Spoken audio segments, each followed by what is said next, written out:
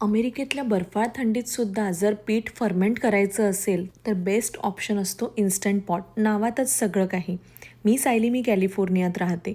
इथे मी आंबोळीचं बॅटर घेणार आहे 2:1 रेशोमध्ये. कमी पाण्याचा वापर करून त्याला घट्ट असं ग्राइंड करून घेतलेलं आहे. मी जर असंच बाहेर ठेवलं तर हे कुठल्याही परिस्थितीत फर्मेंट होणार नाही. सो हा आहे इथे instant pot. Multi function cooker असं म्हटलं तरी हरकत नाही. आतमध्ये कॉईल असते आणि हा इलेक्ट्रिक डिव्हाइस आहे.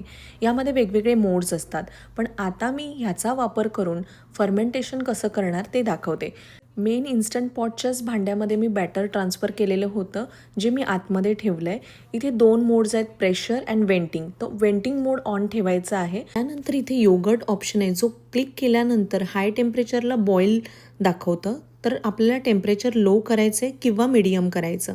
सो इथे मी टेम्परेचर मोड लो ठेवला आहे आणि आर्स वाढवलेले आहे. 9 तास फर्मेंटेशन झाल्यानंतर जेव्हा मी सकाळी उघडून बघते तर त्यावेळी पूर्णपणे जे बॅटर आहे ते छान फुलून गेलेलं आहे. म्हणजे जे बॅटरची कन्सिस्टन्सी आहे ती पण सुंदर झालेली आहे.